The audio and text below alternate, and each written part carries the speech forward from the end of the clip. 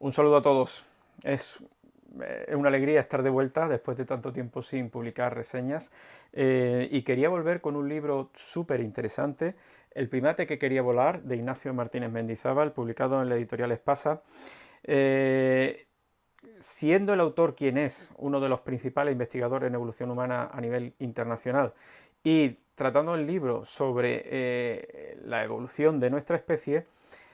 lo primero que quería comentar es que está publicado en el año 2012. ¿Por qué digo esto? Muchos podrían pensar que un libro sobre evolución humana publicado hace más de 10 años ya ha perdido un poco el interés, en el sentido de que la evolución tan rápida de la ciencia, de la investigación en este tema de evolución humana es tan importante que libros casi recién editados ya están desactualizados. Pero quería advertiros de que no es el caso, no es el caso. Ignacio Martínez Mendizábal utiliza en este libro una aproximación muy interesante, en el sentido de que habla de toda la evolución de nuestra especie,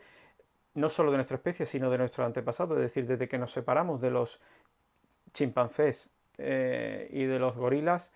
y de los orangutanes hace unos 7 millones de años, y como digo, hace el relato de toda esta evolución intercalando anécdotas de la historia de la disciplina. Es decir, por supuesto vamos a encontrar qué pensaba Charles Darwin, no solo de la evolución en general, sino de la evolución del ser humano, y otros personajes tan importantes en el devenir de esta disciplina como Thomas Henry Huxley y, por supuesto, la cantidad de paleoantropólogos que desde entonces han venido estudiando nuestro origen. Por lo tanto, vamos a encontrar un libro donde vamos a tratar desde el tema más general de qué es la evolución, la selección natural, etcétera, como marco imprescindible para entender cómo hemos evolucionado nosotros,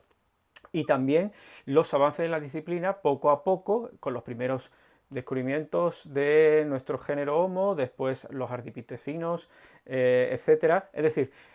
un repaso global de la evolución humana para comprender cómo hemos llegado hasta ahora y entender cuál es nuestro lugar en el mundo.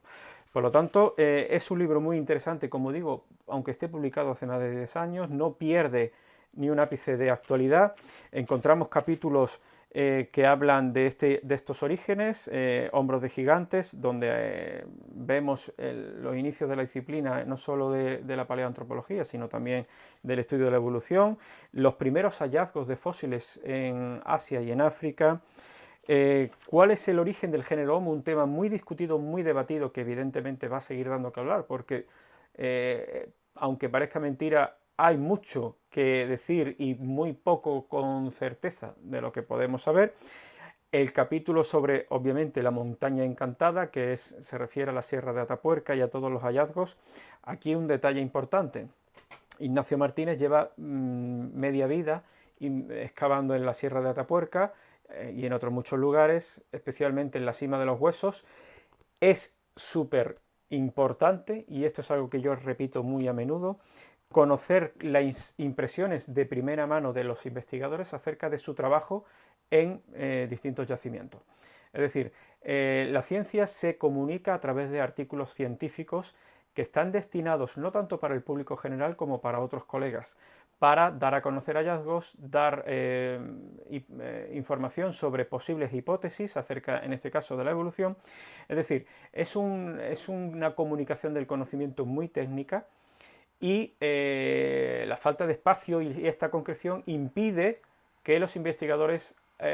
digámoslo así, den rienda suelta a sus sensaciones, a sus impresiones más generales sobre determinados aspectos. Pues estos libros sirven precisamente para eso, para que investigadores de la talla tan importante como Ignacio Martínez Mendizábal puedan explicar cuáles son sus sensaciones, cuáles son sus impresiones, sus sentimientos a la hora de realizar excavaciones y de traer a la luz los hallazgos del pasado. Por lo tanto, este tipo de libros, ya digo, aunque alguien pueda decir, es que está publicado hace más de 10 años, ya no me interesa, no perdamos de vista que conocer estos detalles son muy relevantes, sobre todo para dar contexto a los nuevos descubrimientos y a los nuevos planteamientos de hipótesis, porque, como digo, es un lugar donde los autores se dan la libertad de expresarse de esa manera. Por lo tanto,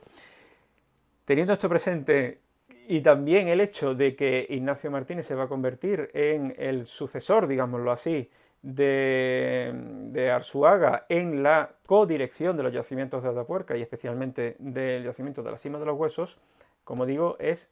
de mucha relevancia y de mucha importancia. Es un libro maravillosamente bien escrito, vais a encontrar tecnicismos, obviamente, pero tecnicismos muy bien explicados, vais a hallar el contexto general, como digo, de las distintas teorías acerca de el bipedismo, el crecimiento del tamaño del cerebro, es decir, cuestiones claves acerca de la evolución humana que tenemos que entender para comprender cómo hemos llegado hasta aquí y, como digo, se explican de forma muy amena, muy entretenida y muy fácil, ¿de acuerdo? Muy fácil de comprender. Por lo tanto, no puedo más que recomendarlo, ¿de acuerdo? Yo creo que lo vais a encontrar sin ninguna dificultad en cualquier librería, pero tenéis a vuestra disposición, si no fuera ese el caso, pues páginas web como Todos tus libros, Unilever, etcétera, libros de librerías, perdón, de saldo, de libros de segunda mano, donde con seguridad lo vais a poder encontrar. Así que nada, os dejo con él y ya me contaréis. Bueno, y para la próxima reseña ya os adelanto que vamos a hablar de este libro, ¿Por qué y cómo se hace la ciencia?, de Pere Puigdomènech, que es un licenciado en físicas por la Universidad de Barcelona y doctor en ciencias biológicas. Es una persona muy adecuada para escribir este libro, que como su título indica y por estar incluido en la colección de libros del CSIC y de la Catarata, ¿qué sabemos de?, ya nos da una pista de qué es lo que trata. Vamos a saber todo lo que necesitamos saber acerca de cómo se hace la ciencia, quiénes hacen la ciencia, por qué se hace la ciencia y todos los detalles, ya digo, de forma